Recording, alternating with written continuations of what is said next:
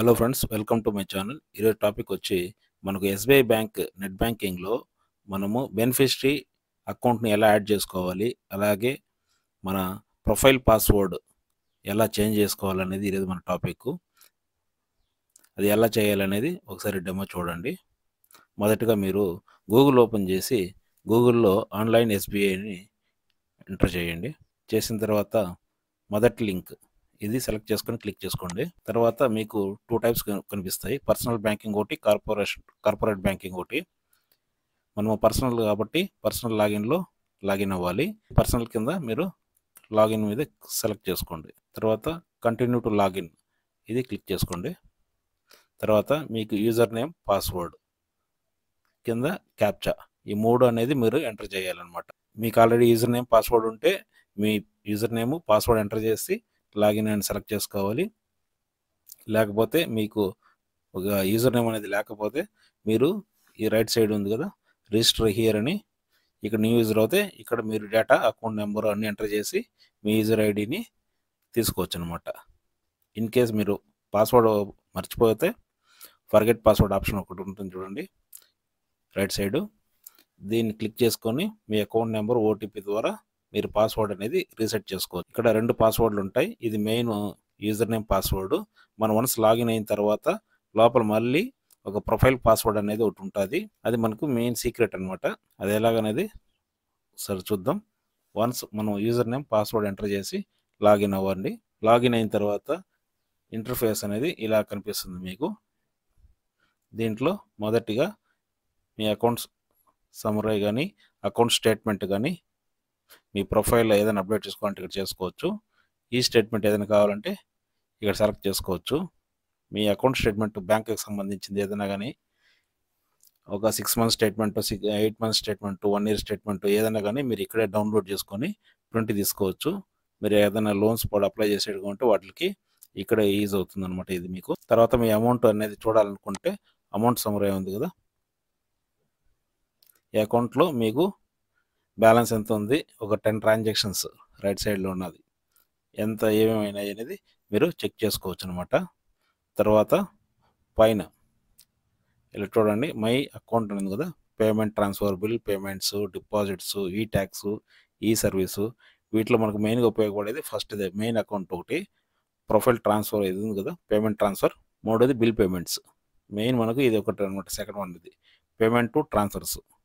దీంట్లో ఆప్షన్స్ ఉన్నాయి చూడండి, add and manage beneficiary. Second option fund transfer to own SBI, అంటే మీకు ఈ ఎస్బీఐ అకౌంట్లో అకౌంట్ ఉండి మీకు ఇంకొక అనదర్ ఎస్బీఐకి డైరెక్ట్గా అమౌంట్ ట్రాన్స్ఫర్ చేయాలనుకుంటే ఇక్కడ మీరు బెనిఫిషరీ అనేది యాడ్ చేయాలి. లేదనుకుంటే ఎస్బీఐ అకౌంట్ నుంచి వేరే బ్యాంకు, యాక్సిస్ కానీ, హెచ్డిఎఫ్సి కానీ, అలాంటి వేరే అనదర్ బ్యాంక్కి చేయాలనుకుంటే ఇక్కడ బెనిఫిషరీలో మీరు అకౌంట్ నెంబర్ అనేది యాడ్ చేయాలన్నమాట. ఈ 2 ఆప్షన్స్ మనకు ఎన్ఈఎఫ్టీ కిందకి వస్తాయి. ఐఎంపిఎస్ అనేది విత్ ఇన్ 1 మినిట్లో మనకు ట్రాన్స్ఫర్ అవుతుంది. ఐఎంపిఎస్ అనేది కూడా ఆప్షన్ ఉంటుంది మనకు. ముందుగా మనం యాడ్ బెనిఫిషరీ ఉంది కదా, ఇక్కడ సెలెక్ట్ చేసుకుంటే ఇక్కడ చూడండి ఫస్ట్ మీకు ప్రొఫైల్ పాస్వర్డ్ అడుగుతుంది అనమాట. అంటే మీరు బెనిఫిషరీ అకౌంట్ ఎంతమందిని యాడ్ చేశారు ఏంటి చూసుకోవాలన్నా కూడా మీరు ప్రొఫైల్ పాస్వర్డ్ అనేది కంపల్సరీగా అడుగుతుంది. దీన్ని ఇన్ కేస్ మీరు మర్చిపోతే ఎలా రీసెట్ చేయాలి, ఇప్పుడు రీసెట్ చేసి చూద్దాం. ముందుగా మీరు ఫర్గెట్ ప్రొఫైల్ పాస్వర్డ్ ఉంది కదా, దీన్ని సెలెక్ట్ చేసుకోండి. చేసుకున్న తర్వాత ఓటీపీ, మీకు మొబైల్కి, మీ రిజిస్టర్ మొబైల్కి ఓటీపీ అనేది వస్తుంది అనమాట. ఆ ఓటీపీ అనేది మీరు ఇక్కడ ఎంటర్ చేయండి. ఓటీపీ ఎంటర్ చేసి సబ్మిట్ అని క్లిక్ చేయాలి. తర్వాత మీకు ఇక్కడ 3 ఆప్షన్స్ కనిపిస్తుంది చూడండి, యూజింగ్ హింట్ క్వశ్చన్ ఆన్సర్, లేదంటే visiting branch, approval through ATM debit card. ఈ మూడిట్లో మీకు ఏదైనా ఈజీగా ఉందో దాని ద్వారా మీరు చేసుకోవచ్చు అనమాట. మీరు అకౌంట్ లాగిన్ చేసేటప్పుడే ఇక్కడ క్వశ్చన్స్, ఆన్సర్స్ మీరు షార్ట్లో కొన్ని ఇవ్వాల్సి వస్తుంది, ఒక 2-3. వాటిలో ఏదైనా మీకు ఆన్సర్స్ గుర్తుంటే ఫస్ట్ మెథడ్ చేసుకోండి. లేదనుకుంటే విజిట్ బ్రాంచ్, మీరు బ్యాంక్ ఒకవేళ నియర్ బై ఉంటే బ్రాంచ్ ద్వారా, ఇది కొద్ది కష్టము. థర్డ్ వన్ ఏటీఎం కార్డు, మన దగ్గర అందరి దగ్గర ఏటీఎం కార్డు ఉంటుంది కాబట్టి మనం ఏటీఎం కార్డులో డేటా ఉంటుంది కాబట్టి ఆ డేటా ఎంటర్ చేసి చేసుకోవచ్చు. థర్డ్ వన్ అనేది మనకి మెయిన్ ఈజీ అనమాట. ఏది లేని పక్షంలో మీరు బ్రాంచ్కి వెళ్ళాల్సి వస్తుంది. మనం థర్డ్ ఆప్షన్ సెలెక్ట్ చేసుకుందాం. తర్వాత ఇక్కడ మీకు మీ అకౌంట్ నెంబర్ మొత్తం కనిపిస్తుంది. ఇది సేవింగ్, కరెంట్ అకౌంట్ అనేది చూపిస్తుంది, ఏ బ్రాంచ్ అనేది చూపిస్తుంది. తర్వాత మీరు అకౌంట్ నెంబర్ కన్ఫర్మ్ చేసుకున్న తర్వాత ప్రొసీడ్ అని క్లిక్ చేయండి. ఇక్కడ మీకు యాక్టివేటెడ్ కార్డ్స్ అనమాట, అంటే మీ ఏటీఎం కార్డ్ అనేది ఇక్కడ మీకు కనిపిస్తుంది. ఇదే కాదని ఒకసారి చెక్ చేసుకోండి. తర్వాత కార్డ్ అదే అయితే కన్ఫర్మ్ మీద సెలెక్ట్ చేసుకోండి. మీ కార్డ్ డీటెయిల్స్ ఇక్కడ ఎంటర్ చేయండి. కార్డు మీద ఏం పేరు ఉంది, అది ఎప్పటి వరకు వ్యాలిడిటీ ఉంది, మంత్, ఇయర్, తర్వాత మీ పిన్, తర్వాత ఈ క్యాప్చా ఉంది కదా, ఇది ఇక్కడ ఎంటర్ చేసి ప్రొసీడ్ అని క్లిక్ చేయాలి. సెలెక్ట్ చేసిన తర్వాత మీకు ఒక రెఫరెన్స్ నెంబర్ అనేది కనిపిస్తుంది, స్టేటస్ కనిపిస్తుంది, సక్సెస్ ఆఫ్ ఫెయిల్యూర్ అని. మీరు ఇన్ కేస్ ఏదైనా ఒకటి రాంగ్గా ఎంటర్ చేస్తే ఫెయిల్యూర్ అనేసి వస్తుంది, కరెక్ట్గా ఎంటర్ చేస్తే ఇది వస్తుంది అనమాట. మళ్ళీ తర్వాత అది ఆటోమేటిక్గా రీడైరెక్ట్ అయ్యి మీకు ప్రొఫైల్ పాస్వర్డ్ అనేది సెలెక్ట్ చేసుకోమని ఇక్కడ చెప్తుంది. ఇక్కడ మీకు నచ్చిన పాస్వర్డ్ అనేది మీరు 2 టైమ్స్ ఎంటర్ చేసుకోండి. తర్వాత హింట్ క్వశ్చన్, అంటే మీకు ఏదైనా గుర్తున్న క్వశ్చన్స్, దీంట్లో ఏదైనా బాగా గుర్తున్నది ఒకటి సెలెక్ట్ చేసుకుని దానికి ఆన్సర్ ఇచ్చి సబ్మిట్ చేయాలి. సబ్మిట్ అయిన తర్వాత ఇక్కడ మీకు మీ profile password has been successful అనేసి వస్తుంది చూడండి. అంటే మన ప్రొఫైల్ పాస్వర్డ్ అనేది మన కొత్త పాస్వర్డ్తో అప్డేట్ అయ్యింది అని అర్థం అనమాట. తర్వాత మీరు గో టు సమ్మరీకి వెళ్ళిపోవచ్చు. ఇక్కడ మీరు పేమెంట్ అండ్ ట్రాన్స్ఫర్ ఉంది కదా, యాడ్ అండ్ బెనిఫిషరీ మీద సెలెక్ట్ చేసుకోండి. ఇక్కడ మీ ప్రొఫైల్ పాస్వర్డ్ ఇప్పుడు రీసెట్ చేసుకున్నారు కదా కొత్తగా, అది ఇక్కడ ఎంటర్ చేయాలి. పాస్వర్డ్ ఎంటర్ చేసి సబ్మిట్ అని సెలెక్ట్ చేసుకోండి. తర్వాత మీకు ఇక్కడ ఒక 8 to 9 ఆప్షన్స్ కనిపిస్తాయి మీకు. దీంట్లో మెయిన్ మనకు ఏంటంటే ఎస్బీఐ అకౌంట్ ఆఫ్ ఎస్బీఐ, ఇది ఒకటి. అంటే మనకు ఇంటర్నల్ ఎస్బీఐ టు ఎస్బీఐ చేయాలనుకుంటే, యాడ్ చేయాలనుకుంటే దీంట్లో చేసుకోవాలి. లేదు మన ఎస్బీఐ నుంచి ఇంకొక యాక్సిస్ బ్యాంక్ అని, హెచ్డిఎఫ్సి, ఐసిఐసిఐ అలాంటి ఏదైనా ఉంటే అది ఇక్కడ సెలెక్ట్ చేసుకోవాలి. ఐఎంపిఎస్ అని ఇక్కడ సెలెక్ట్ చేసుకోవాలి. మిగతా ఏం పెద్దగా మనకు యూస్ ఉండదు.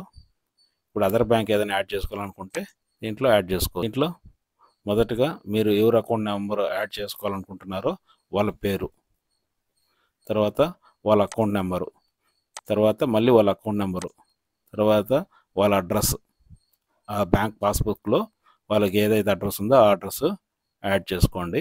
ఇక్కడ అమౌంట్ అనేది 2,50,000 సంథింగ్, 2.5 lakhs సంథింగ్ మనం యాడ్ చేసుకోవచ్చు. తర్వాత మీకు ఐఎఫ్ఎస్సి కోడ్ ఐడియా ఉంటే ఇక్కడ డైరెక్ట్గా దాన్ని సెలెక్ట్ చేసి ఇక్కడ ఎంటర్ చేసేయచ్చు. ఇన్ కేసు లేదనుకుంటే లొకేషన్ మీరు సెలెక్ట్ చేస్తే నియర్ బై 2-3 బ్యాంకులు ఏదైనా అక్కడ నియర్ బై ఉంటే ఏదైనా ఒకటి మీరు సెలెక్ట్ చేసుకోవచ్చు అనమాట. ఇది కూడా ఆ పాస్బుక్లోనే ఉంటుంది ఐఎఫ్ఎస్సి కోడ్. తర్వాత మీ మొబైల్ నెంబర్ కనిపిస్తుంది. తర్వాత టర్మ్స్ అండ్ కండిషన్స్ సెలెక్ట్ చేసుకొని కింద సబ్మిట్ అనేది సెలెక్ట్ చేయాలి. తర్వాత మీకు ఓటీపీ అనేది వస్తుంది, అది ఎంటర్ చేసిన తర్వాత సక్సెస్ఫుల్ అనేసి వస్తుంది. ఇది మీరు యాడ్ చేసిన తర్వాత మినిమం 4 hours కానీ మీరు వెయిట్ చేయాలి. అమౌంట్ ఇమీడియట్లీ ట్రాన్స్ఫర్ చేయడానికి కుదరదు. అయిపోయిన తర్వాత మీరు ఒక 50,000 వరకు అమౌంట్ ఫస్ట్ పంపించవచ్చు. తర్వాత మీరు ఎంత కావాలనుకుంటే 1 lakh, 2 lakh అలా కూడా చేసుకోవచ్చు అనమాట. మీరు పెద్ద మొత్తంలో అమౌంట్ అంటే చిన్న మొత్తంలో మనకు ఇప్పుడు ప్రజెంట్ ఫోన్పే వాటిల్లో మ్యాక్సిమం మీరు 1 lakh వరకు పంపించగలరు, తర్వాత ఇమీడియట్లీ పంపించలేరు.